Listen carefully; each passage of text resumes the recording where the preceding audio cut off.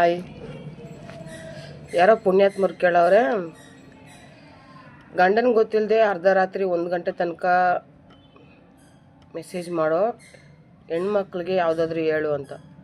ಗಂಡನ ಗೊತ್ತಿಲ್ಲದೆ ಹೆಣ್ಮಕ್ಳು ಮಾತಾಡ್ತೀರಾ, ಹೆಂಡ್ತಿ ಗೊತ್ತಿಲ್ಲದೆ ಗಂಡದಿರು ಮಾತಾಡ್ತೀರಾ, ಸರಿನಾ? ಅದು ಎಲ್ಲ ಕಡೆ ನಡೆಯೋದೆ. ಎಲ್ಲರಿಗೂ ಸೇರಿಸಿ ಹೇಳ್ತೀನಿ, ಯಾಕಂದರೆ ನನ್ನ ಲೈಫಲ್ಲಿ ನಡೆದೈತೆ, ನಾನು ಅದನ್ನು ಅನುಭವಿಸಿದ್ದೀನಿ, ಸರಿನಾ? ರಾಂಬಯ್ಯ ಏನು ಸೈಲೆಂಟಾಗಿ ಅವನೇ ಅಂತ ತಿಳ್ಕೊಬೇಡಿ. ರಾಂಬಯ್ಯ ಊರಲ್ಲಿದ್ದಾಗ ಈ ಕಡೆ ಕುಡಿಯೋಕ್ಕೆ ಬಾರೋ ಅಂತ ಫ್ರೆಂಡ್ಸ್ ಅರ್ಧ ಜನ ಹಾಳು ಮಾಡೋಕ್ಕೆ, ಈ ಕಡೆ ಮರಳು ಬಿಸ್ನೆಸ್ ಮಾಡ್ತಿದ್ದ ನನ್ನ ಗಂಡ. ಒಂದು ದಿನಕ್ಕೆ 15,000 ಸಂಪಾದನೆ ಮಾಡ್ತಾರೆ. ಒಂದು ಲೋಡ್ ಮರಳು ಮಾರಿದ್ರೆ 15,000. ದುಡ್ಡು ಏನು ಮಾಡಬೇಕು ಅಂತ ಗೊತ್ತಿಲ್ಲದೆ ಏನು ಮಾಡಿದ್ರೆ ಎಲ್ಲರೂ, ನೀನು ಡ್ರೈವರ್ ಹಾಕ್ಬಿಟ್ಟು ನೀನು ಇರೋ ಏನು ಸುಮ್ಮನೆ ನೀನು ಓನರ್, ನೀನೇ ಕೆಲಸ ಮಾಡ್ತೀಯ ಅಂತ ಆ ಡ್ರೈವರ್ಗೆ 15,000 ಕೊಟ್ಬಿಟ್ಟು ಇವನು ಕುಡಿಯೋದು, ಈ ಕಡೆ ಹೆಂಗಸರು ಸವಾಸ ಎಲ್ಲ ಮಾಡ್ತಿದ್ದ. ಆವಾಗ ನನಗೆ 18 ವರ್ಷ, 2 ಮಕ್ಳು ಕೈಯಲ್ಲಿ.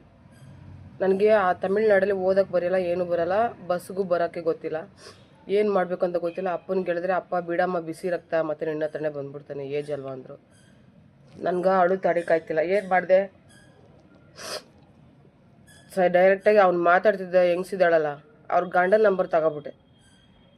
ಯಾರ ಹತ್ರನೂ ತಗೊಂಡು ಇಲ್ಲಿ ನೋಡಿ ನಿಮ್ಮ ವೈಫ್ ಈ ಥರ ನನ್ನ ಗಂಡನ ಜೊತೆ ಮಾತಾಡ್ತಾವಳೆ, ನನ್ನ ಲೈಫ್ ಹಾಳಾಗ್ತಿದೆ ಅಂದರೆ ಅವನೇನಂದ, ನಿನ್ನ ಗಂಡನ ಹೊಡಿತೀನಿ ಅಂದ. ನನ್ನ ಗಂಡನಾಗ ನೀನು ಹೊಡಿತೀಯ, ಫಸ್ಟ್ ನಿನ್ನ ವೈಫ್ನ ಕಂಟ್ರೋಲ್ ಮಾಡ್ಕೊಂಡೆ. ಆ ಥರ ನಿಮ್ಮ ವೈಫ್ ಆ ಥರ ಮಾತಾಡ್ತಿದ್ರೆ ಅವ್ರ ಹೆಂಡ್ತಿನ ವೈಫ್ ನಂಬರ್ ತಗೊಳ್ಳಿ. ಇಲ್ಲ ನಿಮ್ಮ ಮನೇಲಿ ನಿಮ್ಮ ಗಂಡ ಆ ಥರ ಮಾಡ್ತಿದ್ರೆ ಅವ್ರ ವೈಫ್ ನಂಬರ್ ತಗೊಂಡು ಡೈರೆಕ್ಟಾಗಿ ಹಾಕ್ಕೊಟ್ಬಿಡಿ, ಅವ್ರು ನೋಡ್ಕೋತಾರೆ. ನೀವು ಫ್ರೀಯಾಗಿ ಇದ್ಬಿಡಿ, ಯಾಕಂದರೆ ಮನೇಲಿ ಬಗ್ದೇನೆ ಇರೋದು ಊರಲ್ಲಿ ಬಗ್ಗುತ್ತಂತೆ, ಹೌದಾ ಇಲ್ಲ? ಆ ಥರ ಟ್ರಿಕ್ ಯೂಸ್ ಮಾಡಿ ನೋಡಿ, ಯಾಕಂದರೆ ನಾನು ಲೈಫಲ್ಲಿ ಆ ಟ್ರಿಕ್ ಯೂಸ್ ಮಾಡಿದರೆ ರಾಂಬ ಇವತ್ತು ನನಗೆ ಎದುರ್ಕೊಂಡವನೆ. ಫಸ್ಟ್ ಹೆಂಗಿದ್ದ ಗೊತ್ತಾ, ಇವಾಗ ಎದುರ್ಕೊತಾನೆ. ಯೂಸ್ ಮಾಡಿ ನೋಡಿ, ವರ್ಕೌಟ್ ಆಗುತ್ತೆ.